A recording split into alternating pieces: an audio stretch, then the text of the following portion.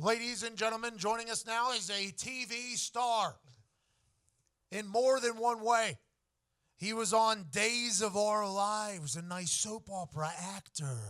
Like the sands of an hourglass, so are the days of our lives. He was once a cast member on The Real World, Chicago to be exact. And now every single morning you can watch him on NFL Network on the greatest morning show on television, Good Morning Football. This Friday, a new show with him hosting is debuting. An hour before Carson Palmer's A Football Life, you can catch the Kyle Brandt Football Experience on NFL Network. Ladies and gentlemen, super football brain and personality, Kyle Brandt. Well, let me tell you something, Mean Gene. Wow, Pat, that was incredible. Thank you so much.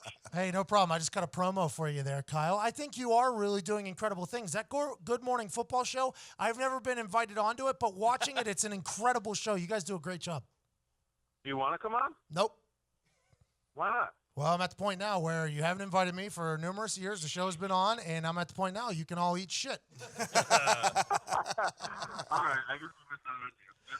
It's all right. You broke up there a little bit. The Kyle Brandt Football Experience debuting on Friday at 6 o'clock. What is it going to be? What's it going to be about? I can't wait to watch it. I honestly enjoy the hell out of you on television. Oh, thanks, Pat. I enjoy you too, man. It's going to be nuts. I think you're going to love it. The network has decided, in all its wisdom or insanity, to give me a half an hour on Fridays. And the time slot's awesome, Pat, because it's like Friday at 6 Eastern. It's like the work week is over. The football is coming. I'm ordering Indian food and opening beer and sitting down on the couch. It's an awesome pocket of time. And then they're going to put me not on like a TV set or a desk or a miniature football field or something like that. I'm in a control room surrounded by 50 monitors and like 5,000 buttons, and I can play any play from any player in any game ever. There's going to be like a heavy nostalgia that rolls through this show. We'll have the best highlight from week 6, but also the best highlight from when you were 6 years old. I think it's going to be really cool. You'll like it. Are you coming live from the NFL Films Vault? Because I've heard these incredible stories about the NFL Films Vault. No, I've been in the vault. I have. I've been in the one that's in Mount Laurel, but this will be from New York City. And have you ever been to the vault? It's really cool. It's freezing. No, I did a little bit of work with NFL Network, and I heard about it. I've heard nothing but these incredible stories about the vault, and it sounds like with the Kyle Brandt Football Experience, you get all the access to the vault that you could possibly want just in a control room in New York City. Am I right? Yeah, and everybody who comes through, Pat, I'm going to ask you the question. Everybody who comes through, it's the same thing. I say, well, we love football, or we played it, or we watch it. But all of us also have either like one player or one moment or one game when we were kids and we were growing up that hooked us and said either I want to watch this game or I want to play this game. What was that moment for you? What was your first? Randy Moss mooning the crowd, getting fined in the parking lot, asking him if he's wrote the check yet. When you're rich, you don't write checks. Well, how do you plan on paying? Straight cash, homie. What's 10 grand to me? Next time I'll shake my dick. You come on the show, Pat, and I will have you physically press a button in front of you, and we bring up the Randy Moss mooning and a joke off, and that is a disgusting act. We apologize to our viewers. We'll do it all, and then we'll do a homie, and we have access to everything. So you'll tell the story of why that play, and then we'll finish it talking about like the modern Vikings and what they got going on. You'll love it. How did you become such a diehard? I saw you cut a promo for the Philadelphia Eagles. Are you from Philadelphia? That went viral, by the way. Great work by you. The shirt you were wearing was electric. That's on the internet. You can follow him at Kyle Brandt, I believe. Wow, are you a diehard Eagles fan? How did you get into the love of the NFL? Not Eagles at all. In fact, I was born and raised in Chicago. My first memory is the Super Bowl Shuffle, 1985 Bears, Refrigerator Perry, Sweetness, all of that. I was so lucky because I grew up in Chicago. When I was a little kid, it was the 85 Bears, Jim McMahon, and like maybe the coolest team ever. And then when I got to junior high and high school, it was the Jordan Bulls. So I was just blessed to be on this planet at some of the coolest times ever. The Philadelphia thing, it was just random. We do the show every day throughout the playoffs, and one day back in January when the Eagles were about to host the Falcons in the divisional round, and they were the first one seed to ever be an underdog at home, I started just screaming on TV about how stupid it was and how everyone was just thinking that they lost their quarterback, they have no shot of winning, and they rant this and rant there. And then, the people in Philadelphia, man, if you say that no one believes in them and you do, they're eating out of your hands. So that's how it happened. I've been to Philadelphia like 3 or 4 times in my life, and twice when I was a college player to get my ass kicked by Penn at Franklin Field. So I have like very few ties to Philadelphia other than I love the Eagles. So you're a diehard Bears fan still, or are you just now become an NFL fan strictly because you have a morning show and you can't show bias? It's not even that I care about the bias. I'm the character on the show. I can be as biased as I want. Like, I don't have to be the Big J objective. Like, I just, at this point, like, I make my living talking about stuff, so I'm a huge fan of whatever team just does stuff to talk about. You know what I mean? Whatever it is. I don't care if the Bears win or lose. So if somebody does something on Instagram or something in the end zone and it keeps the conversation, that's my favorite player on my favorite team. So Aaron Rodgers, what he did to the Chicago Bears, the place you're from, on Sunday night, all tore it all up afterwards, gives an incredible interview, leads them back. That must have been just gold in your eyes for Good Morning Football. It was gold, man. And I've never really seen something like that. Again, coming from Chicago, like, for 15 years as Bears fans, you're like, goddamn Brett Favre, we cannot beat this hillbilly. We cannot do it. We hate him. And then we got to get Favre out of here so we can finally win.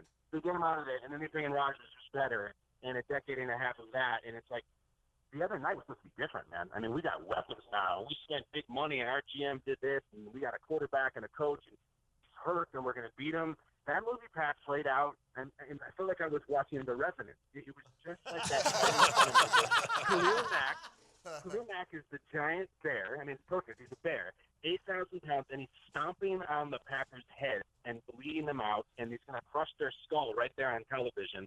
And then, sure enough, the DiCaprio gets up, and he kills the bear, and he comes off from the dead, and he survives the winter. That's what Aaron Rodgers is doing now. He's the bear killer. Like, he is immortal. He can't be killed. He's wearing the bear skin in that interview afterwards, just walking through the woods.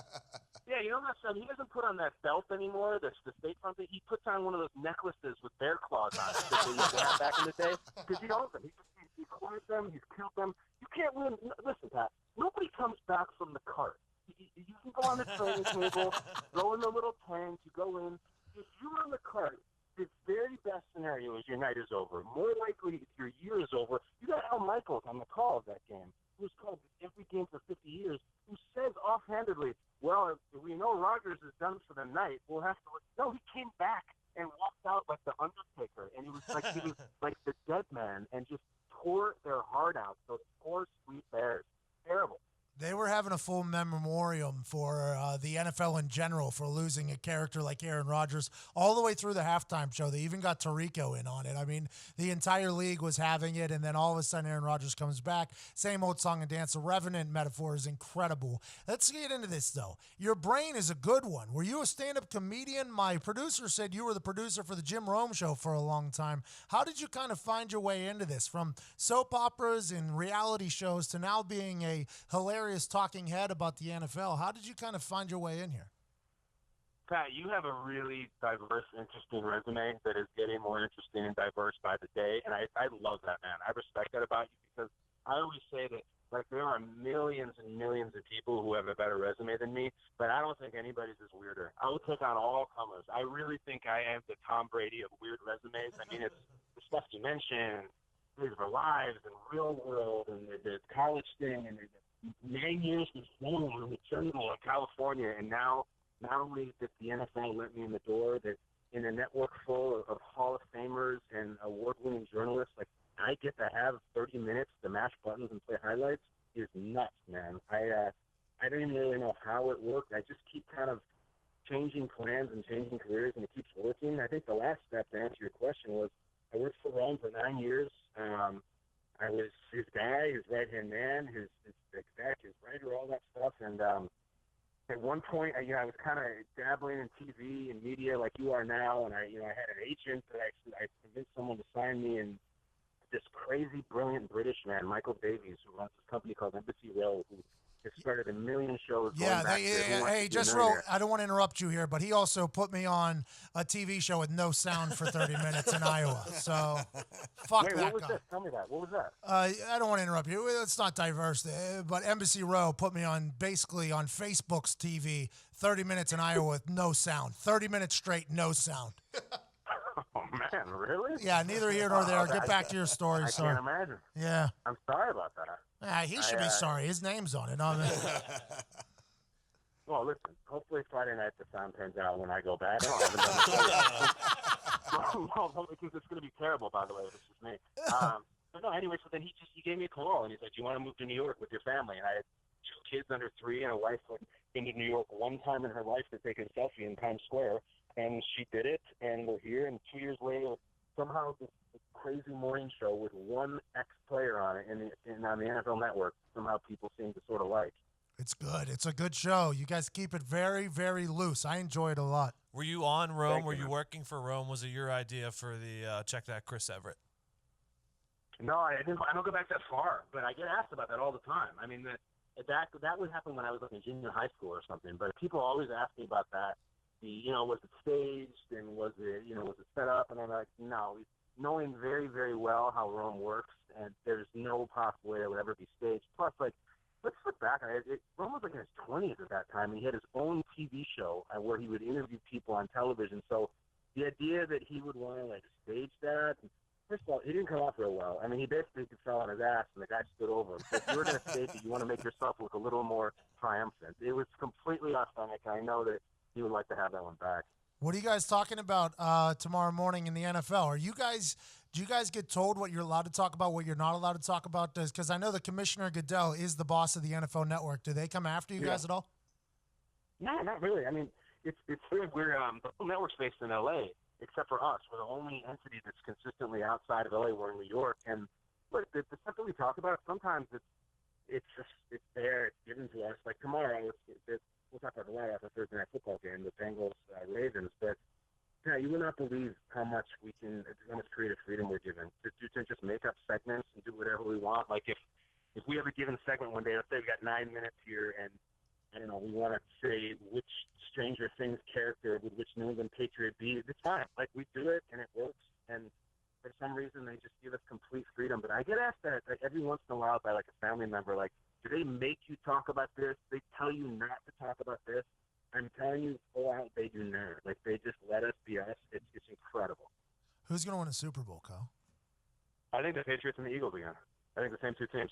I mean, I would love to sit here and tell you, I know everyone loves after week 1 to be like, I'm going to swing out of my shoes and blow your mind with this awesome take, and it's going to be the Ravens versus the Redskins. No, I don't think so. Like, it's overreaction week. Every team that won is planning a parade. Every team that lost sucks, and they're on the clock for the draft, and they're already looking at Nick Bosa tape. No, I just think it's the best 2 teams. Like the Patriots, they haven't not been to the title game. I think it's like in 7 years or something like that.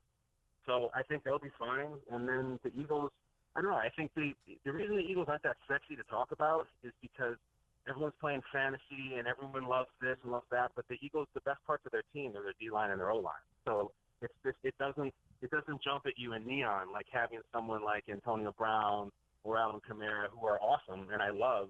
But I just think when it comes down to it, I still think it's the Eagles and the Patriots. And we haven't had a repeat Super Bowl, I think, since, like the early 90s. It's been a long time, so I think it'd be cool. Do you think Lev Bell's a good rapper? I listened to a little bit of it. Juice, I can tell you something about Lev Bell, about his rapping. I thought this was interesting. Pat, tell me how you feel about this. Okay. Lev Bell came on our show. This is 2 Super Bowls now. So this is the Houston Super Bowl. Okay. And he was there. He was on the set. And we've had guys do this before where they say they rapped, and we're like, oh, really, you rap? Like, go ahead, freestyle something for us. Go ahead. And they've done it. Like, Telvin Smith from the Jaguars, he can just start rhyming. Or like Nate, who's on our show, can start rhyming. And we say, go ahead, do whatever you want. And he's like, no, I'm not doing it. And this is on live TV where it gets kind of awkward. And we're like, whatever you want, man. Start us out. You both do a beat, whatever. And he steadfastly refused to rap in front of us, which I think, as far as I understand, I have a really loose understanding of the rap game, but like you have to be able to freestyle to be like a real rapper, and to be really respected. And you got to be able to give me something. You got nothing. You're in heaven. Kyle Brandt had Lev Bell there. System rapper. Hey, he raps and he plays football when the money and business is right. No white dude from Chicago is going to put him on the spot on live TV and make him rap, Kyle. That's fine, but it was also a black dude from Seattle who was doing it. It's not a color thing. You could have brought in anybody holding the boom mic or the camera. It was We could have had a Benetton ad of diversity in front of him. I don't think it had anything to do with that. I just didn't have the game. The Kyle Brandt Football Experience debuts tomorrow at 6 o'clock on NFL Network, right before the Carson Palmer of Football Life. Who's been your favorite interviewer, somebody you've met through this whole NFL Network thing?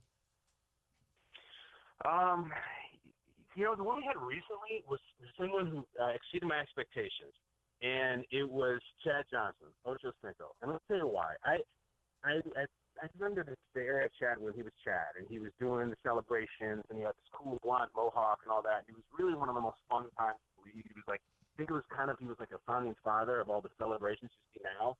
But then I feel like the Chad Johnson thing, when he changed his name, and he was on Hard Knocks, and his catchphrase that, T-shirt that, I feel like it got kind of jumped to Sharky. Like, I don't know, maybe if he had a show with T.O., it's fine. It's just moved past it. So I expected him to come on and just be, I don't know, in sane mode constantly, or trying to, whatever bumper sticker phrase he's got going, whatever, and that would be fine. But he came on, first of all, he came out in a Rage Against the Machine T-shirt, which you just don't see very much, and said he was a huge fan of Rage Against the Machine and Skinner, which I thought was interesting. And then he was just real deep and insightful, soulful almost about what the game and what it means to him and the toll that it takes. And I didn't expect that from Chad. I thought he was just going to be neon and lights and catchphrases, but he was actually a really, really cool guy. That might have been after. Maybe he had one of them ayahuasca things. Maybe he had a. Maybe he had a rebirth. He might. He also told us that he said he eats McDonald's every day. Yeah. And I'm like, when you say every day, you mean it like a couple times a week? He goes, no, dude, I hit McDonald's every single day of the year. And I'm like, for real? Like that guy in that documentary? And he goes, yeah, they were the same thing. He said, whatever he rattled off, number one, no pickles, blah, blah, blah, every day. And I'm like, I like McDonald's as much as the next guy, but that's not horrible. I wouldn't even want it 3 or 4 times a week, every day. And he's shredded, and I hate that. Well, not all men are created equal, and not all TV hosts are created equal. Kyle Brandt, you're next level, brother. Good Morning Football every single morning on NFL Network. Also, check out the Kyle Brandt Football Experience debuting tomorrow, where he's in a control room, taking you down a little nostalgia lane in the NFL. So thankful you joined us, ladies and gentlemen. I assume he's going to be an NFL Hall of Famer at some point with the way he's dictating and changing the game. Kyle Brandt, thank you, brother. Pat, thrilled to be on, man. I've always watched you. I've always read your stuff. I've listened to you. I mean that. This was really cool when I saw that your name was the guy I had to call. I would do it anytime, dude. Thank you so much. That means a lot, and I hope you come back. You're really electric, brother. I appreciate you. Good luck with your new show. 6 o'clock on Friday. Terrible time slot, by the way. I know you're trying to sell that. That's a terrible time slot. Good luck. I hope you do great. You're an electric human. Thank you, Kyle. Anytime, Pat. Cheers, brother.